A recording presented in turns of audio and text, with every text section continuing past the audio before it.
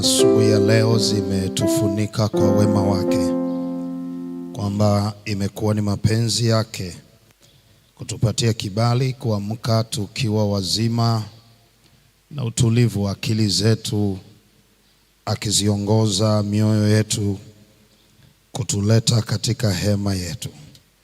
Tunamshukuru kwamba asubuhi ya leo tena ametuhifadhi, na katika baraka zake ametunyeshea na mvua, na katika baraka zake ametupatia na nguvu za kumtumikia. Imekuwa ni siku ya mianzo ya pekee katika kipindi hiki cha Sunrise, kusikia baraka ya nyimbo na wimbo mzuri kutoka kwa kijana mdogo aliyepitisha katikati yetu. Nimejifunza kwamba Mungu anao watu wake. Bwana akubariki sana bwana mdogo, kwa kazi njema unayoifanya, na azidi kukutumia. Ameweka kitu kikubwa katikati yako, kitumie kwa ajili ya mapenzi yake. Ni wakaribisha asubuhi ya leo. Habarini za asubuhi. Ninajua wengine mnaendelea kutufuatilia mahali ulipo. Jisikie uko pamoja nasi kutoka katika hema yake na katika kanisa hili pendwa, kanisa la Magomeni. Bwana atubariki sana. Ninatamani niwakaribishe tena asubuhi ya leo katika kitabu chetu tulichosoma jana, kitabu cha Matendo ya Mitume 12. Matendo ya Mitume 12 tutasoma tena kwa mara nyingine mafungu yale yale, fungu la kwanza mpaka fungu la 11, na tutaendelea na mada yetu ambayo inaendelea asubuhi ya leo.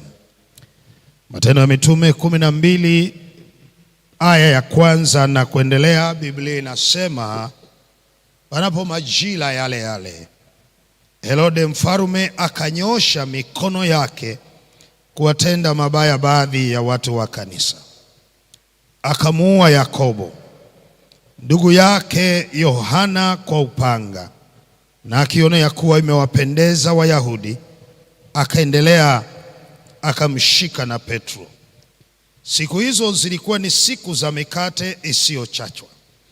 Alipokwisha kumkamata, akamweka gerezani, akamtia mikononi mwa vikosi 4 vya askari 4 wamlinde, akitaka baada ya Pasaka kumtoa na kumweka mbele ya watu. Basi Petro akalindwa gerezani, nalo kanisa likamwomba Mungu kwa juhudi kwa ajili yake. Hata wakati Herode alipotaka kumtoa, usiku ule ule Petro alikuwa analala katikati ya askari wawili, amefungwa minyororo miwili. Walinzi mbele ya mlango wakailinda gereza. Mara malaika wa Bwana akasimama karibu naye, nuru ikamulika mle chumbani. Akampiga Petro bavuni, akamwamsha akisema, ondoka upesi. Minyororo yake ikamwanguka mikononi. Malaika akamwambia, jifunge, kavae viatu vyako. Akafanya hivyo. Kisha akamwambia, jivike nguo yako ukanifuate. Pigia mstari. Akatoka nje akamfuata, wala hakujua ya kuwa ni kweli yaliyofanywa na malaika, bali alidhani ya kwamba anaona maono. Na walipopita lindo la kwanza na la pili, wakaja hata mlango wa chuma wa kuingilia mjini, ukawafungukia wenyewe. Wakatoka nje, wakapita katika njia moja, mara malaika akamwacha. Hata Petro alipopata fahamu akasema, sasa nimejua yakini ya kuwa Bwana amempeleka malaika wake na kunitoa katika mkono wa Herode na katika kutazamiwa kote kwa taifa la Wayahudi. Mwisho wa kusoma. Somo letu linaendelea lile lile, lina kichwa cha somo kinachosema kuyakabili magereza, sehemu ya pili. Tuombe. Baba, asubuhi ya leo tena tunaomba wewe uzungumuze na mioyo yetu, uhekimishe vichwa vyetu na kututia moyo kusonga mbele katika maisha haya. Neema yako yatosha, tunaomba kwa imani katika jina la Yesu Kristo Mwokozi wetu, amina. Wale waliokuwa wanatufuatilia jana, tulizungumza kwamba kanisa likaendelea. Katika kuendelea kanisa, shetani akanyosha mkono wake kupitia mwanadamu, mfalme anaitwa Agripa wa kwanza.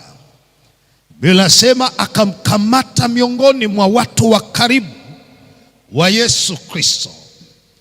Mtu huyo anaitwa Yakobo, ndugu wa damu kabisa wa Yohana. Akakata kichwa chake, na alipoona imewapendeza Wayahudi, Biblia inasema Herode akaongeza juhudi yake, akamkamata na msemaji. Na alipomkamata msemaji, ni kana kwamba angekata kichwa chake, lakini Biblia inatuandikia, inasema siku hizo zilikuwa ni siku za mikate isiyochachwa. Na kwa sababu jamii ya mahujaji kutoka katika pande zote za dunia walikuwa wamekuja mahali hapo kwa ajili ya kumbukumbu ya ibada na sherehe hii muhimu, Herode akaamua kujifanya mtu wa dini. Akajifanya mtu wa dini kwa kuzingatia kutokumwaga damu juma hili la sikukuu ya mikate isiyotiwa chachu. Komentator wa Biblia wanaongeza, wanasema akafanya hivyo kwa sababu ya pili. Moja ni kuendelea kugaini popularity, kwamba Petro amekamatwa na kwamba yuko gerezani na kwamba anasubirishwa wakati mwafaka. Kwa hiyo alifanya ili kuattract attention ya jamii ya Wayahudi wengi waliokuwa kinyume na vuguvugu ya dini ya Yesu Kristo. Lakini sababu ya tatu, anasema alifanya hivyo kwa ajili ya precaution. Alifanya ili kuchukua tahadhari, kwa sababu jamii ya watu wengi Wayahudi walikuweko katika mji huo wa Yerusalemu kwa ajili ya kutekeleza kawaida ya ibada. Kwa hiyo ili kuepuka huenda vurumai ambayo ingetokea kama sehemu ya kuuawa watu wa karibu zaidi wa Yesu Kristo, akajizuia. Sasa asubuhi ya leo naomba niwaambie, jana tukasema strategy ilikuwa njema, lakini ilikuwa focused kwenye vile vinavyoitwa vichwa vya kanisa, na alifanya hivyo akijua anaweza kusilence kanisa, asijue ya kwamba hili kanisa lina mwenyewe. Na hivyo nikasema jana ya kwamba wote tunaweza kuwa ni wa thamani katika hili kanisa, lakini hata hivyo, kwa kuwa si wenye hili kanisa, kuna mwenye hili kanisa, sisi si wa muhimu kuliko wengine ndani ya hili kanisa.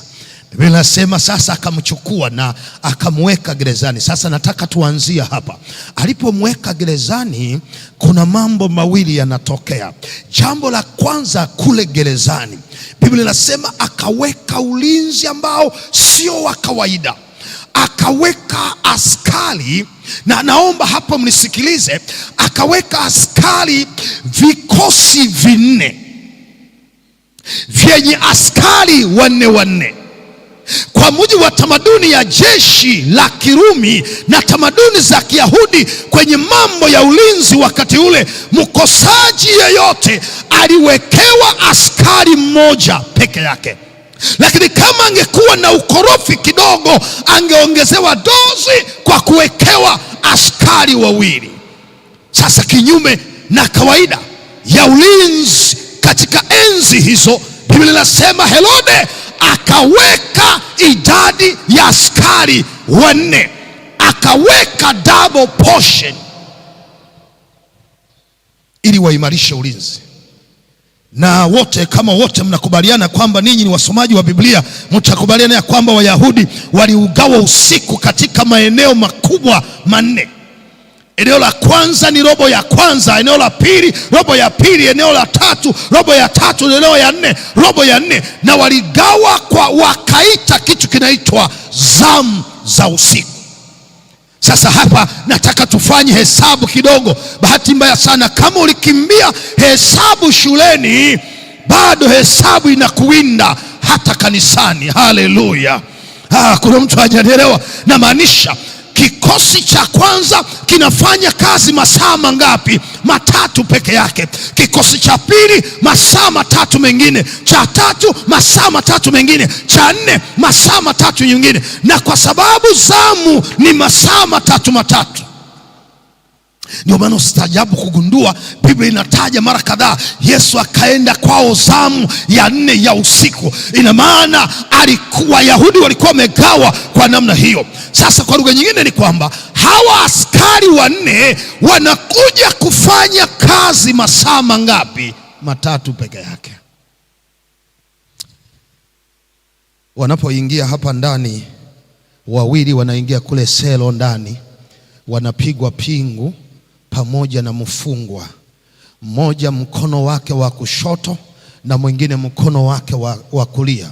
Halafu hawa 2 waliobaki wanakuja wanasimama hapa nje kwenye lango hapa, wakiendelea kulinda na kuimarisha ulinzi. Swali langu asubuhi ya leo, naomba nirudie tena kwa lugha nyingine, ni kwamba Petro ndani ya usiku mmoja analindwa na askari 16. Swali jepesi ni kwamba kwa nini kutumia rasilimali na nguvu nyingi kiasi hiki kwa mtu ambaye hata hatujawahi kusoma mahali popote kwamba aliwahi kupita hata mgambo? Ni mvuvi tu na amebeba ujumbe tu wa neno la Bwana. Jibu ni jepesi asubuhi ya leo. Sio mara ya kwanza kwa Petro kuingia gerezani. Ana uzoefu wa kuingia, lakini katika mazingira ya kutatanisha. Wanapokuja kumtafuta asubuhi, wanamkuta hayumo na gereza yao imefungwa kama kawaida. Wakienda kumsaka barabarani, wanamkuta mwanaume yuko anaendelea na utume wake. Alikufa, amefufuka, na sasa yuko mkono wa kuume wa baba yake, na kutoka huko atakuja tena. Haleluya! Sasa Herode na yeye ana akili za kumtosha, anagundua kwa kuwa sio mara ya kwanza kuingia, huwa anakwenda gerezani, lakini anapotea kwenye mazingira ya kutatanisha. Temu hii akitikisika na askari wanatikisika. Bwana Yesu asifiwe. Bwana Yesu asifiwe. Unachotaka kumaanisha tu watakatifu wa Bwana, solonga tulishakubali kuingia kwenye hii safari ya wafuasi wa Yesu Kristo, ni muhimu kujua ya kwamba kila hatua ya imani hualika hatua ya majaribu kutoka kwa mwovu Ibilisi. Na sasa akalindwa, na Biblia yangu inaniandikia, inasema mambo yangeharibika sana kama jambo hili lisingetokea. Katika aya ya 5 inasema, ndipo kanisa likaamua kumwomba Mungu kwa juhudi. Narudia tena, Biblia inasema kanisa likamwomba Mungu kwa juhudi, tena kwa ajili yake. Ninachotaka kuzungumza asubuhi ya leo, watakatifu wa Bwana, katika katika kila uzoefu wa magereza, njia pekee ya kututoa sio machozi, bali ni kwenye magoti katika maisha yetu. Ninazungumza na mama mmoja anayenisikiliza asubuhi ya leo, yuko kwenye gereza la mahusiano katika familia yake. Mama, sikiliza nikwambie, sio ajenda ya kwenda ustawi wa jamii, maana nako hakuna amani yoyote. Ninakupendekezea asubuhi, kabla haujaenda, nenda kwenye magoti. Haleluya! Mwambie aliyemleta mume wako hapa duniani, neno kamwambia yeye ndiye anayejua matatizo yake. Biblia inasema kanisa likaamua kwenda kwa magoti. Ninatamani nifanye kitu hapa pekee. Biblia ya Kiswahili ni kama haijanyosha maneno, mzee wangu. Ninafurahi kuisoma Biblia ya Kigiriki, imeandika kaneno ka pekee. Inasema ya kwamba kanisa likaamua kumkabili Bwana kwa maombi, kwa juhudi. Hili neno juhudi, Biblia ya Kigiriki inasema ektenos, kwa lugha ya ektenes. Lugha ya ektenesi maana yake ni lugha ya kitabibu. Lugha hii ya kitabibu maana yake ni kwamba ni kupanua misuli kwenye kiwango chake cha mwisho. Hujanielewa? Ili inasema neno ektenosi maana yake to extend, to stretch. Yani unapanua misuli yako kwenye level ambayo ukizidisha zaidi ya hapo misuli inaweza kuchanika. Kuna mtu hajanielewa? Naomba nirudie. Neno ektenos maana yake ni kwamba kanisa likapanua misuli yake kutoka kwenye moyo na bila kukata tamaa. Na naomba tena nimkaribie mtu mmoja. Hili neno lilitokea wakati wa Yesu Kristo akiwa kwenye mlima wa maombi yake ya mwisho, wakati wa taabu yake kuu, siku ile ya Alhamisi. Biblia inasema alipitia ektenosi, na ndio maana jasho kama damu likatoka ndani yake. Kanisa likasema hapa hakuna suluhisho jingine. Tunachotakiwa kuomba hapa ni kuomba kutoka moyoni na kuomba bila kukata tamaa. Bwana Yesu asifiwe. Bwana Yesu asifiwe tena.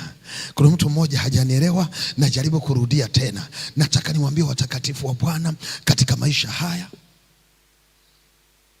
Okay? Katika maisha haya tunayoishi, watakatifu wa Bwana, moja ya missing mark katika maombi yetu, hatupanui misuli ya kiroho vya kutosha. Hatupanui misuli ya kiroho vya kutosha. Mungu wetu wa mbinguni anatamani tunapomkabili, tumkabili kutoka moyoni na bila kukata tamaa. Na sasa kuna kitu kingine hapa kinatokea. Kuna bato ya maeneo mawili. Kuna bato kule gerezani na kuna bato kanisani. Kuna mtu mmoja hapa hajaelewa. Kuna timu mbili zimekutana katikati ya uwanja. Vita inapiganwa underground. Bato upande wa gerezani na bato upande wa kanisani. Kule gerezani kuna askari, kule gerezani kuna magereza, lakini kanisani kuna maombi, na kanisani kuna Roho wa Bwana. Na Biblia inasema magereza yanaweza kufunguka kwa maombi na Roho wa Bwana. Haleluya. Na wakati kanisa linaendelea kuomba, likaomba siku ya kwanza, likaomba siku ya pili, likaomba siku ya tatu, likaomba siku ya nne, likaomba siku ya tano, likaomba siku ya sita, likaomba siku ya saba, na Biblia inasema hakuna majibu yeyote.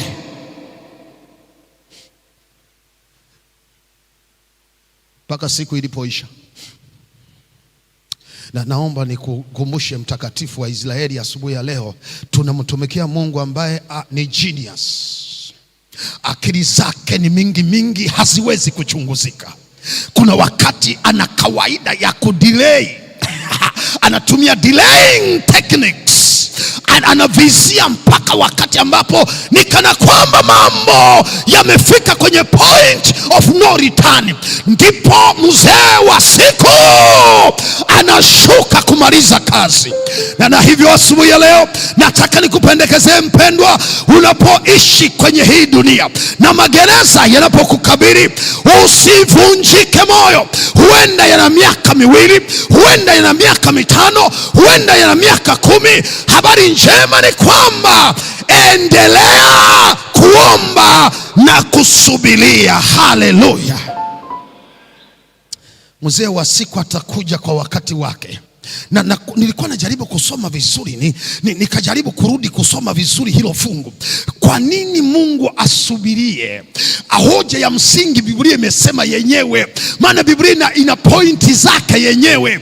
Inasema Mungu alinyamaza siku ya kwanza, siku ya pili, siku ya tatu, siku ya 4, ya 5, ya 6, mpaka siku yenyewe ya mwisho wa sikukuu ndipo Bwana anakuja. Unajua ni kwa nini? Ni kwa sababu alitaka Uyahudi yote ijue na mfalme mwenyewe ajue. Maana Biblia inasema ikawa ni ajenda ya matazamio. Yani mfalme mwenyewe anatazamia kwamba pakipambazuka kichwa cha Petro hakipo tena hadharani. Jamina yenyewe yote ya Wayahudi imeshatiki tayari, pakipambazuka kichwa cha Petro hakipo.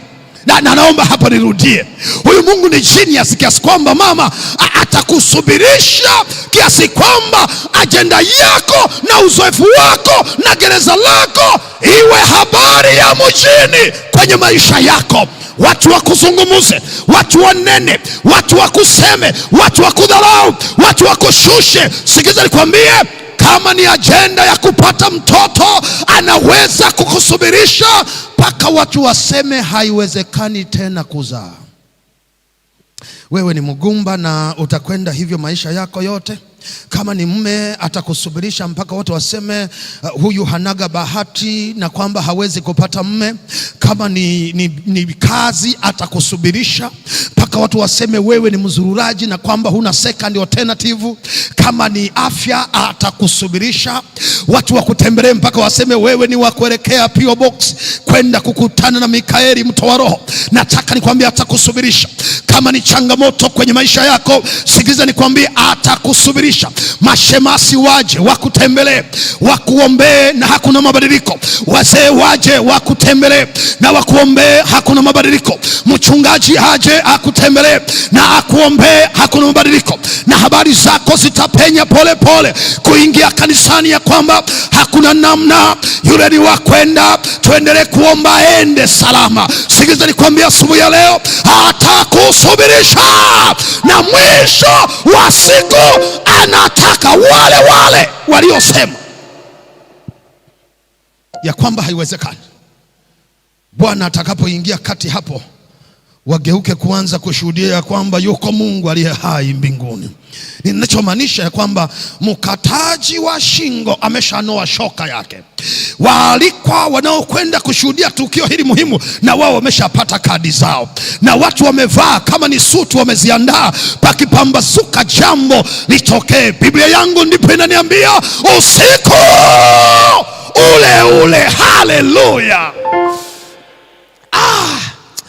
Kuna raha haka ka Biblia, kuna wakati kana raha. Naomba niwaambie watakatifu wa Bwana, usiku ule, kwenye taabu ile, kwenye huzuni hiyo, kwenye maumivu hayo, Bwana atatuma malaika wake. Ni kama kule mbinguni maombi mzee, maana vita bado inaendelea pande mbili. Huku gerezani milango imefungwa, lakini huko kanisani milango ya mbinguni iko wazi. Haleluya! Kuna mtu hajanielewa, narudia tena. Wakati kule gerezani milango imefungwa na minyororo imefungwa na askari wanaimarisha ulinzi, lakini huko kanisani milango ya mbinguni bado iko wazi, na malaika wakifanya kazi yao, na maombi yanapishana kwenda mbinguni, kiasi kwamba yakamgarikisha mzee wa siku, na yeye akasema sitanyamaza. Akatuma malaika akashuka kule gerezani, na akashuka na utukufu. Biblia inasema palikuwa ni giza pakawa peupe. Maana Bwana akitaka kukutoa hakutoi gizani mama yangu, anakutoa mbele ya macho ya maadui zako anakutoa mbele ya wale waliozani hautatoboa, anakutoa mbele ya wale waliozani ya kwamba wewe ni wa hivyo. Naomba nikwambie, ataanza kuweka nuru mbele ya macho ya watesi wako. Habari njema ni kwamba watakuwa pamoja na wewe, lakini wewe utasimama katikati yao, maana yeye anasema nitawafanya maadui kuwa mahala pa kusimamia. Na Biblia inasema ndipo malaika akashuka ndani ya gereza lile, akashuka na utukufu wake. Kikatokea kitu sio cha kawaida. Ninapomalizia, angalia hiki kitu kinachovunja moyo hapa. Alipokuja huku gerezani, akamkuta aliyekuja kuokolewa hapa gerezani hana muda wa maombi, hana muda wa kufunga, hata hana muda wa kukesha. Biblia yangu inaniambia akamkuta mwanaume amenyoosha mwili wake vizuri, anakunguta usingizi dakika za mwisho za kwenda kupoteza maisha kwake. Sasa hapa kuna mgogoro hapa. Huko nje kanisa halilali, kule nje kanisa linakesha, kule nje kanisa linaomboleza. Anayeombolezewa sasa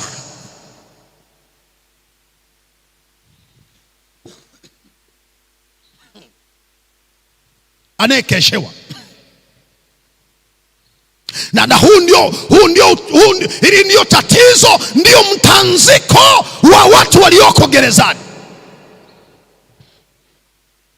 Yaani kanisa linalia na linaomba na limepanua misuli yake mpaka mwisho wa nguvu zake, lakini chuma kinachoombewa chenyewe kinakoroma katikati ya shoka. Wala hakina time ya maombi, wala hakina time ya makesha, yani hakina muda hata wa kusoma verse mafungu ya Biblia. Yani kiko tu kina enjoy life katikati ya hatari. Kuna mtu hajaelewa inavunja moyo kiasi gani. Kwa haka katoto kako haka uliko kazaa kwa tabu kakapeleka chuo kikuu, na sasa kako mwaka wa kwanza, mwaka wa pili, kila siku kanisani haukatiki, unakapeleka kwa jina lake na kukaombea Bwana atende muujiza. Kanakoombewa sasa kako kwenye chipsi kuku yani kanatembea, mara kao kwenye kibanda umiza, kanaenda kutazama Simba na Yanga, kakitoka kana switch tena kuingia kwenye chipsi kuku, kakitoka hapa kwenye kibanda cha ice cream. Yani hakana time, hakajui kuna pepa wala hakajui kuna mitiani. Wewe unakesha unahangaika, kanakoombewa sasa kamekamata mabumunda hapa shuleni, kakitoka kula kanaenda kulala, hakana muda hata wa kurevise, wakati wewe unaomba Baba afanye vizuri kwenye mitihani. Inavunja moyo kiasi gani. Wazee wangu wa kanisa, inavunja moyo kiasi gani. Mnakesha kanisani kuliombea kanisa, kuomba kwa ajili ya mshiriki mmoja mmoja, lakini mshiriki mwenyewe anayeombewa hana time na agenda za maombi, yuko misele yake. Swali langu la msingi, Petro, kwa nini kusinzia katikati ya hatari? Kanisa linahangaika kwa ajili yako, kanisa linaomboleza kwa ajili yako, lakini wewe huna hata hiyo time, unakula usingizi katikati ya hatari. Baadaye nikakaa nitulize akili vizuri kwa hivi hii imekaaje, nikagundua ya kwamba Petro ana sababu ya msingi kulala mzee Na sababu ya msingi ya kulala Petro, ana uzoefu, maana sio mara ya kwanza kuingia hapa selo. Katika sura ya 5 aliingia hapa gerezani, na ndani ya mazingira ya kutatanisha malaika wa Bwana akaja akamchomoa yeye na wanafunzi wenzake, wakaenda tena kwenye alikufa, amefufuka, na sasa yuko mkono wa kuume wa Baba na atarudi tena. Na kwa sababu hiyo Petro nataka kutufundisha jambo asubuhi ya leo ninapomalizia hubiri langu, ya kwamba Petro anamjua vizuri yule anayemtumikia. Haleluya! Na unajua kwa nini? Anajua kabisa kwamba ikiwa alishawahi kuja huko nyuma, bila shaka atakuja tena. Haleluya! Na kwa sababu nilikamatwa kwa ajili yake, akiamua nife ni habari njema, akiamua nipone ni mapenzi yake. Hii ajenda ya kujipa stress, acha nikamue usingizi wangu, nisubirie muda wake mwafaka, maana yeye ninajua ya kwamba ana kawaida ya kuja, na ana kawaida ya kuja nyakati ambazo hazitarajiwi. Let me be assured, haleluya, nilale ni enjoy life. Na Biblia inasema watakatifu wa Bwana, kwa kielelezo hicho nataka niwapendekezea asubuhi ya leo. Leo kuna magereza ya kutosha, maisha yetu yanakabiliwa na kila aina ya changamoto. Nataka nikwambie usivunjike moyo. Ikiwa alitutoa mwaka jana salama, bila shaka na mwaka huu atakwenda pamoja nasi. Nataka nikutie moyo mama yangu, ikiwa alikutoa ICU tena mbele ya uangalizi wa madaktari mashuhuri, nataka nikuhakikishie hata mwaka huu atakwenda pamoja na wewe. Usivunjike moyo, usivunjike moyo. Lakini pia kulala sio salama, maana malaika anatuma ujumbe hapa.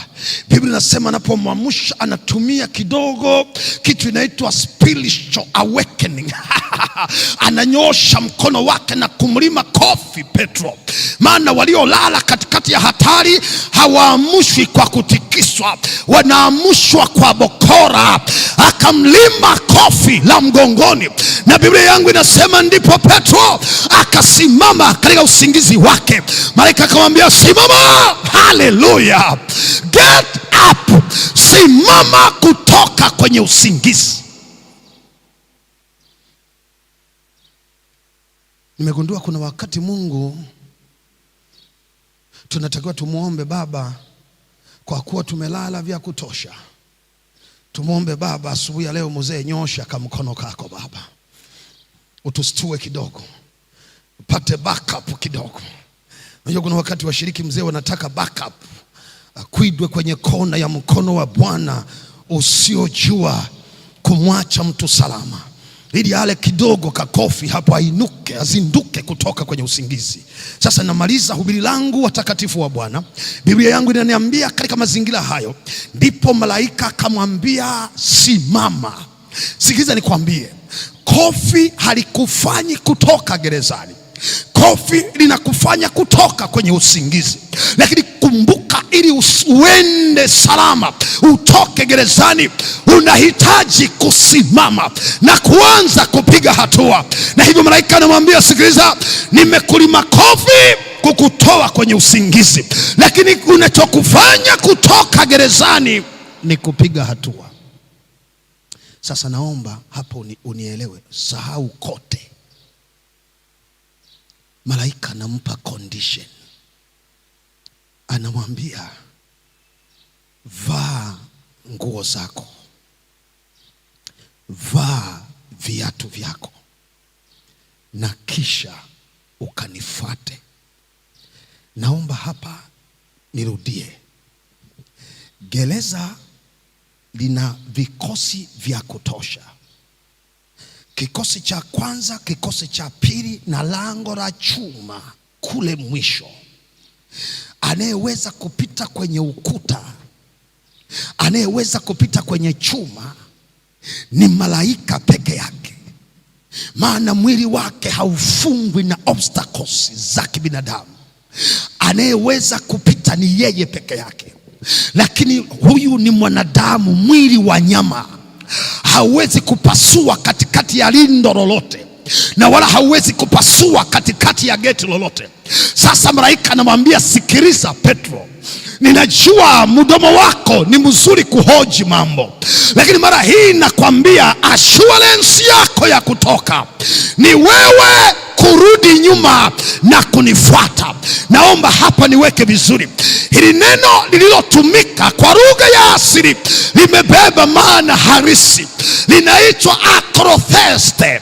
Akrotheo au akrotheste maana yake ni kwamba simama, urudi nyuma, ukawe mwanafunzi wangu. Ni neno ambalo lilitumika kati ya Farisayo na mwanafunzi wake, ya kwamba Farisayo alipomfundisha mwanafunzi wake akaqualify, ilipofikia hatua ya kumfanya kuwa Farisayo, alifundishwa kutembea sawasawa na Farisayo, na ili atembee kama Farisayo hakutakiwa kukaa mkono wa kulia wala mkono wa kushoto, alitakiwa kukaa nyuma ya Farisayo ili amfuate Farisayo. Mahala Farisayo akitoa mguu wake, na yeye alitakiwa kuweka mguu wake, amonite step za kutembea kama Farisayo. Neno hili ndio limetumika hapa, akrotheste.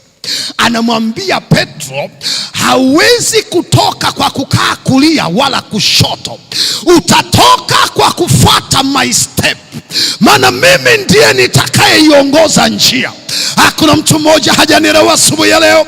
Nataka niwaambie, Yesu anasema yeyote atakaye kunifuata na ajikane nafsi yake, na kisha aje awe my disciples, awe mwanafunzi wangu, ili afate step zangu.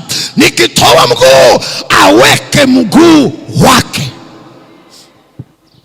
na hiyo ndio salama. Na mimi nataka niwaambie watakatifu wa Bwana, magereza yanaweza kufunguka peke yake ikiwa tutaamua kuwa wanafunzi, kuwa his disciple, tutakaokaa nyuma yake, tukifuata hatua za miguu yake aliyoiweka katika Biblia na katika maandiko matakatifu.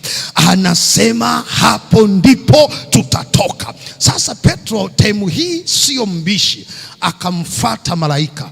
Lindo la kwanza askari wanaendelea, wakapita wakasepa. Lindo la pili askari wanaendelea, wakapita wakasepa. Wakafika kwenye geti la chuma. Biblia inasema ndipo kwa mara ya kwanza kwenye Biblia geti la chuma likawa la electronics. Likajua kuna wanadamu wanakuja, likawapisha lenyewe. Malaika akasepa na Petro akasepa. Kwa nini Petro anasepa?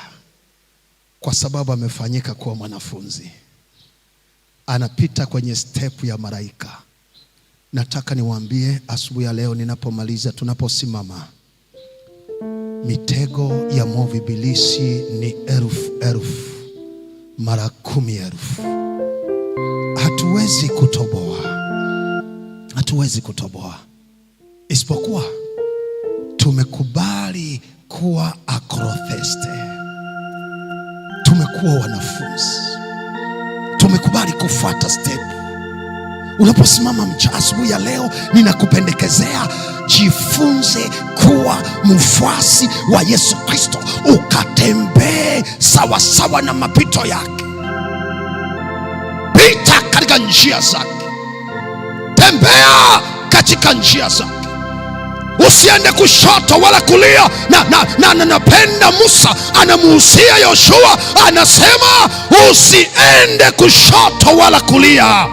Nyoka, hakuna gereza litakalosimama mbele yako. Hakuna minyororo itakayoendelea kukushikilia. Hakuna kifungo kitakachoendelea kukutesa. Hakuna magonjwa, hakuna mateso, hakuna changamoto zitakazoendelea kukutenganisha na Bwana wako. Utakabili uzoefu huo ukitembea pamoja naye. Kuna mtu anasema, Baba, ninatamani asubuhi ya leo ninapokwenda kazini niguse. Kama unasema hivyo, tembea mbele tunapokwenda kuomba. Tembea mbele tunapokwenda kuomba. Tembea mbele tunapokwenda kuomba. Magereza yanaweza kufunguka peke yake ikiwa tutakuwa wanafunzi wake, ikiwa tutatembea pamoja naye, ikiwa tutafuata steps zake, hatua zake, tukatembea. Una mambo ya kuombea, andika na kisha lete kwenye sanduku.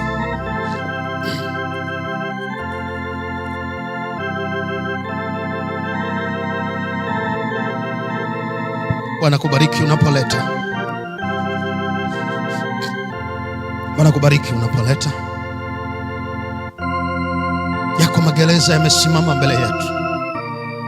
Hatujui gereza lako ni gereza gani, lakini nataka nikwambie habari njema ni kwamba Bwana ametuma malaika wake. Atashinda kwa ajili yako. Basi tuombe asubuhi ya leo. Baba, tunakupenda na tunakujali. Tunakuthamini mno Baba kwa vile ambavyo unadhihirisha upendo wako katika maisha yetu. Katika kipindi hiki cha Sunrise tena asubuhi ya leo, Mungu wangu, mimi washiriki wako katika kanisa hili la Magomeni na yule rafiki anayetufuatilia katika mitandao ya kijamii, tumekuja mbele zako tukisema asante kwa kuwa wewe utaintervene katikati ya uzoefu wa magereza yetu. Unatupenda Baba kwamba hutatuacha peke yetu. Unatupenda kwamba hautatuacha tuteseke. Unatupenda kwamba hautatuacha tuangamie, na kwa sababu hiyo utatuma malaika wako.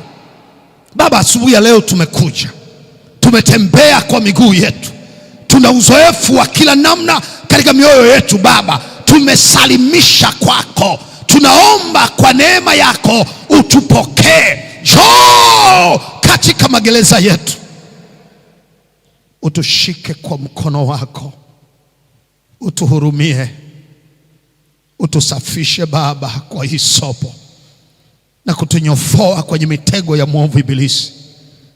Iko mitego Baba ya magonjwa, iko mitego ya uchumi, iko mitego ya kifamilia, iko Baba mitego ya malezi ya watoto wetu, iko mitego ya changamoto ya watoto wetu kitaaluma, kukosa kazi, utokupata wenzi wa maisha. Asubuhi ya leo Baba, tunaomba tuma malaika wako ili waingie katikati ya maisha ya watoto wako. Neema yako itukumbuke tena asubuhi ya leo unaposhika maisha yetu na kusikia maombi yetu. Katika sanduku hili Baba, watoto wako wameleta tena mahitaji yao asubuhi hii Baba, si kwa sababu wanataka kuonekana wameleta. Wameandika kwa sababu mioyo yao inavuja damu. Wameandika kwa sababu kuna uzoefu mgumu katika maisha yao. Wameandika wengine kwa ajili ya kukushukuru kwa ajili ya wema wako. Wengine wameandika kwa ajili ya miradi yao na mipango yao.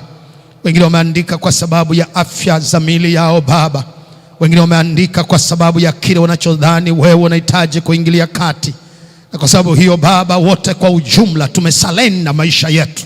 Tunafungua mioyo yetu Baba, kutoka katika mitima ya mioyo yetu tunakusihi usikie maombi yetu. Tuguse kwa mkono wako na jina lako litukuzwe. Asante kwa sababu umetuhudumia. Asante kwa sababu utatembea nasi tena siku ya leo. Asante kwa sababu utatubariki njiani.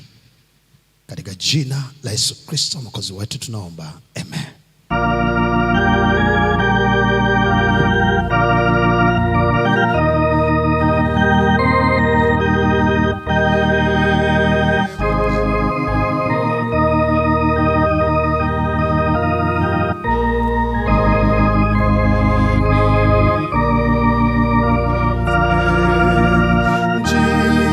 Njia yako iwe